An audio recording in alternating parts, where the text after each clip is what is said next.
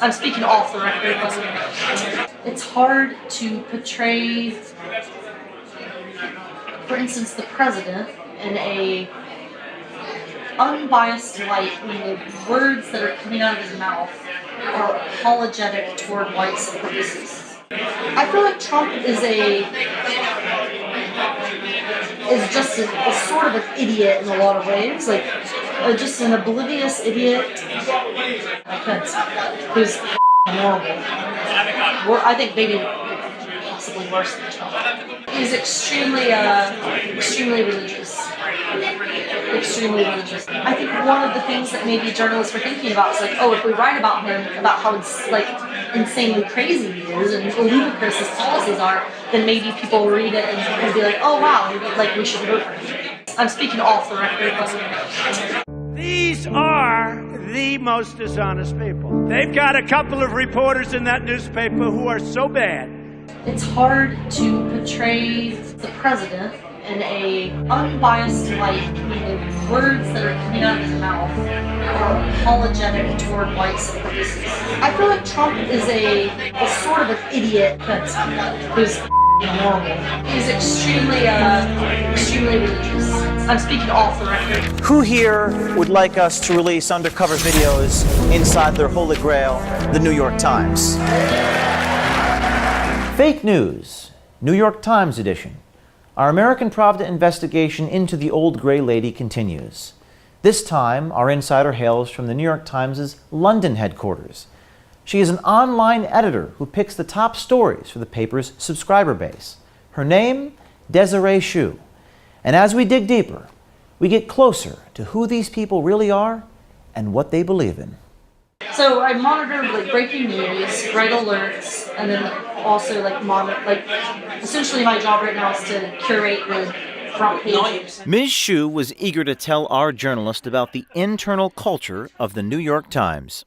When I click on the New York Times, the whole page was Trump. When? Now? No, I mean during the election. Part of it was because it was sensational. So people, but also I think one of the things that maybe journalists were thinking about is like, oh, if we write about him, about how like insanely crazy he is and ludicrous his policies are, then maybe people will read it and be like, oh wow, like we should vote for him. As Shu describes, the New York Times crossed the line from journalism to advocacy in the reporting of candidate Trump. Framing coverage to influence the election is a scary revelation. The Times Ethical Handbook clearly states, quote, journalists have no place on the playing fields of politics. Staff members are entitled to vote, but they must do nothing that might raise questions about their professional neutrality or that of the Times, unquote. Our main stories are supposed to be objective. It's very difficult in this day and age to do that. Why? Because when you have something like the Charlottesville story, it's hard to portray, for instance, the president in a unbiased light when the words that are coming out of his mouth are apologetic toward white supremacists, which is what they were. Shu went on to share her own feelings about the president. I feel like Trump is just a sort of an idiot in a lot of ways, like just an oblivious idiot. Her thoughts on Vice President Mike Pence were striking. If you impeach him, then Pence becomes the president, like Pence, who's horrible. I think maybe possibly worse than Trump. Why is that? I don't know much about him. I think Pence would be worse than Trump. Yes, I'm speaking off the record. Why? Because he seems like a family guy. He's extremely religious. Extremely religious. Like he, at one point, backed a bill that hinted at conversion therapy for gay people, which is like electrocution, stuff like that. Shu suggests that Pence's religious faith makes him unfit to lead. With attitudes like that, it's no wonder why many see the Times as biased. And according to Shu, this unfair reporting goes far beyond the paper's politics. As it turns out, bias is great for the bottom line.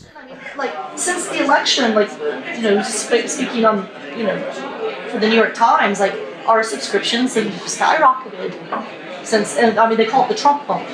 The Trump bump. This wasn't the first time we heard of the so-called Trump bump. Times audience strategy editor Nick Dudick made the exact same point.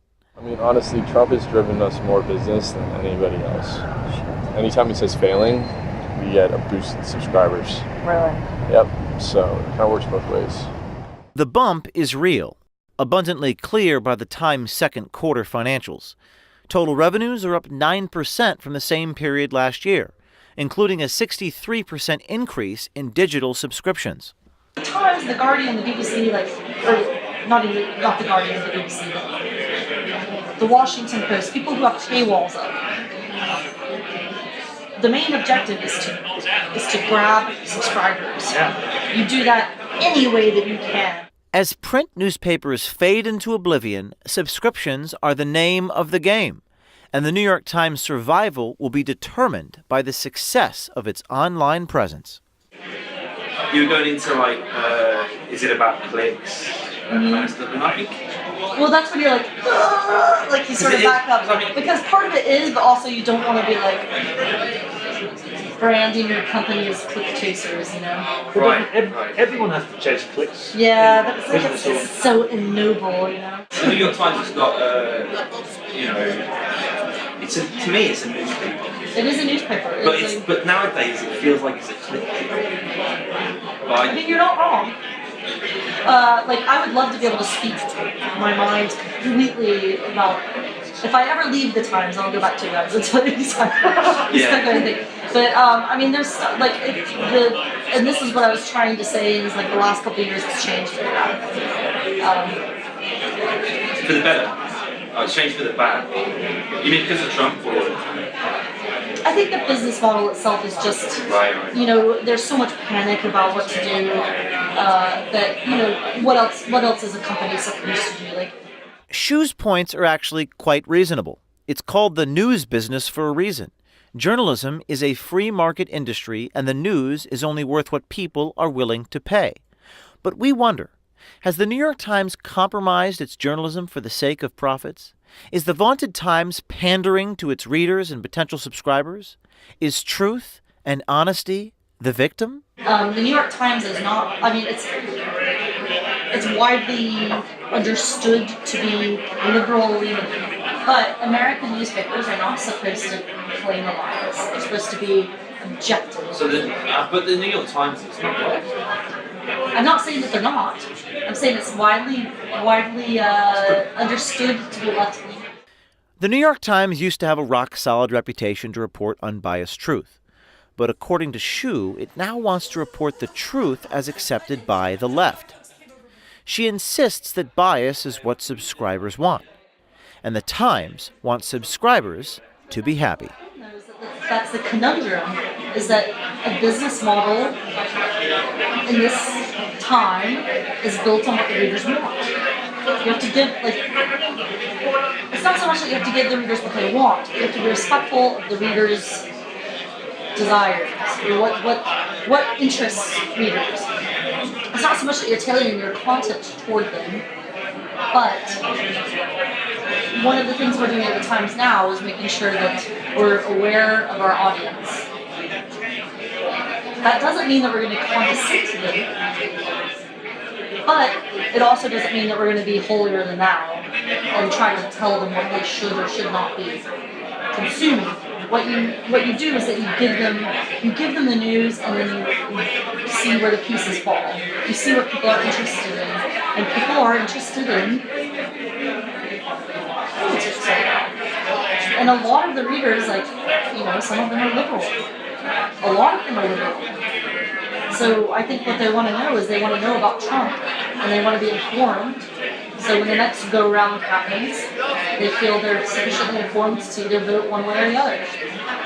But isn't that just feeding the monster what he wants to eat rather than implementing? No, but what else are you supposed to do? Shu seems resigned to this new reality at the New York Times. It appears that money is just too important for those pulling the strings. 90% of your stuff is Trump, man. It is. And trust me, you're not the only one that said that. Like, a lot of us feel that same. I think it's too much. I hate Trump. I do think a lot of it's too much. I mean, However, there's layers of people like I'm here, and then I have about 3 layers above me of people whose opinion matters more than mine. What do you mean? Like the editors last night. So when you have a very high-ranking editor tell you that this is what it's going to be, it's not what you do. We wonder if one of those high-ranking editors Shu refers to might be executive editor Dean Baquet. He commented on the video we released last week about audience strategy editor Nick Dudek. He caught a kid, a guy in his 20s, who to give you an idea, they portray him as a very powerful figure in the New York Times. I'd never met him. When did he start? Started 6 months ago. And he has a very entry-level job at the New York Times. Mr. Baquet, Desiree Shu is a senior editor on your paper. What do you have to say about her statements that your paper has an editorial agenda? I think one of the things that maybe journalists were thinking about is like, oh, if we write about him, about how like insanely crazy he is and ludicrous his policies are, then maybe people will read it and be like, oh wow, like we should vote for him. In another intriguing development, perhaps in response to our reporting about bias at the New York Times, the paper updated their social media guidelines for their employees late last week. The key point: in social media posts, our journalists must not express partisan opinions, promote political views, endorse candidates, make offensive comments, or do anything that undercuts the Times' journalistic reputation. It's almost like they're saying, you can have your liberal bias, just don't let anyone know about it. If there's one thing we learned from our American Provident investigation, it's that the mainstream media is not what it used to be. Objectivity takes a backseat to a political agenda, journalism takes a backseat to fake news, and the truth takes a backseat to money. Things aren't going to change on their own. People aren't going to change their behavior unless they're exposed, unless we shine a light on it. And we have people in the field operating day and night, and they've only just exposed the tip of the iceberg. Just wait until we expose the rest of it. Usually at the end of these videos, I make a request for financial support. Today, I'm going to ask for something slightly different. As you can see, we're working on some of the most powerful, sensitive investigations we have ever done. We've been able to do this because of people on the inside who are cooperating with us. If you're inside a corrupt mainstream media organization, a fake news organization, a Silicon Valley titan, or maybe you're one of those people inside the deep state, we want you to reach out to us. Now, your security is our biggest concern. We will protect you. I will personally go to jail to protect your identity. But if you're an insider, we want you to send us a tip at veritastips@protonmail.com. We look forward to hearing from you.